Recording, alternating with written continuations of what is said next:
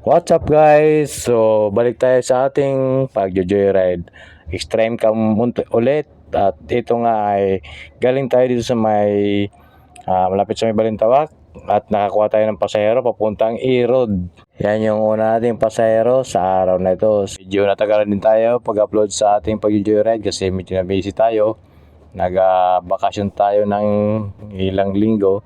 Saka dumaan yung mga Holy Week kaya hindi tayo nakapag-update ng mga nakaraan. So ito pagkasakay nga ni Madam dito, binigay ko ng kanyang shower cap tsaka helmet. So yun, lumarga na kami papunta doon sa kanyang drop off location.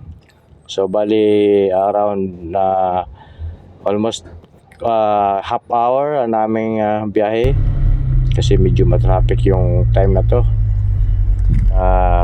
Medyo mainit na rin yung natin ito kasi grabe yung init ng panahon ngayon. So ingat-ingat tayo guys sa mga katulad yun na nag-EMC taxi kasi grabe talaga init. Kaya kung maaari magbago kayo ng tubig para hindi kayo ma-dehydrate. So mga pagkalipas nga pala ng ilang minuto is narating na namin na aming drop off location. Si Madam bumaba na. So dito nga kanyang pamasahe is nasa 75 pesos lang pero inabot sa akin 100. Binigyan ako ng tip kaya maraming salamat sa iyo Madam. Shoutout sa iyo. Maraming salamat sa mga katulad nitong pasahero na nakakaintindi sa ganitong trabaho. Maraming salamat. Pagkalipas nga ng ilang minuto, siguro nakatambay ako ito mga 5 minutes. Ayun na pinasukan din ako ng booking. Pinuntahan ko ng aking pick up location kasi mga 3 minutes din yung layo sa aking kinaroran doon sa ating pick up location. Simula naman dito sa may parte ng A. Rodriguez, drop off ni Madam is papuntang Quezon City rin. May Maguinaway Street malapit sa may City Hall, banda to sa may Quezon City. Shoutout nga pala sa mga nanonood ng video ko. Muha Lending din sa may Regan na SG. Maraming salamat sa suporta sa mga video ko. Next time bigyan ko ng sticker pag nakagawa na tayo, kaso wala pa tayo nagagawa sa ngayon.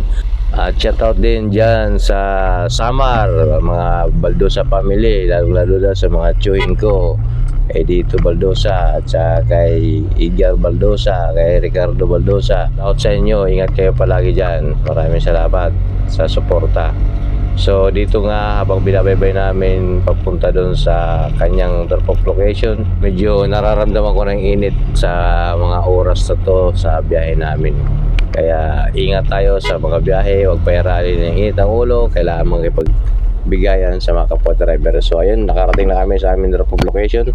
Pagkaabot nga pala ng bayad dito, medyo natagalan ako bago makakuha ng pasahero, kaya nag-decide na sana ako na pauwi na.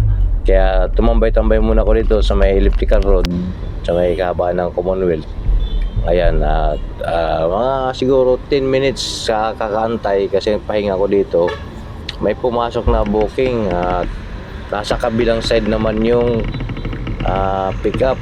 So bali ang ginawa ko, tinawagan ko muna siya kung maantay niya kasi mag-u-turn ako. So dito ay nagkasundo naman kami sa akin pag-uusap. Kaya ang ginawa ko, pinuntahan ko na siya. Medyo tanghali natin yung mga oras na ito, nasa around 10:30 ng umaga to, kaya medyo mainit na talaga yung panahon, yung masakit na sa balat yung araw. Pero kinuha ko pa rin kasi sayang naman dahil yung kanyang drop off location is monumento lang naman, medyo malapit lang, ilang minuto lang yung biyahe natin. Pagkakita ko dito sa aking pasahero sa pick up ko, binigay ko ng helmet at tinanong ko kung gusto niya ng shower cap. Binigyan ko ng shower cap kasi mainit para hindi masyado mabasa sa pawis yung ating helmet. So dito nga tanong siya kung kaya ng kalating oras yung takbo simula dito sa may elliptical road papunta dun sa may monumento. Ang sagot ko naman dito, depende sa area na dadaan namin. Kung traffic baka hindi kayanin, pero pagka wala naman traffic siguro kaya naman. Nag-EDSA lang kami dito, bali binaybay ko lang yung North Avenue tagos ng putang SM sa may EDSA.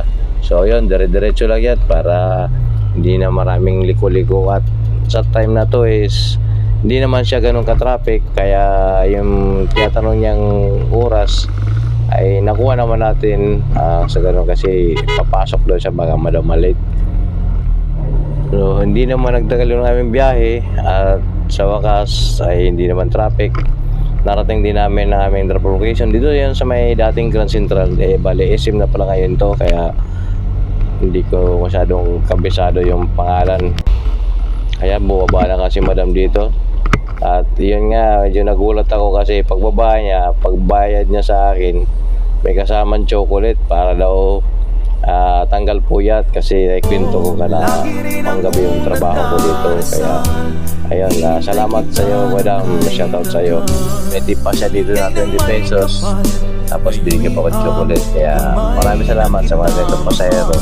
At talagang nakakatuwa ng puso pag mga ganitong mga senaryo na na-encounter sa bawat pasahero. Yung ba guys, ano experience nyo sa mga naging pasahero nyo?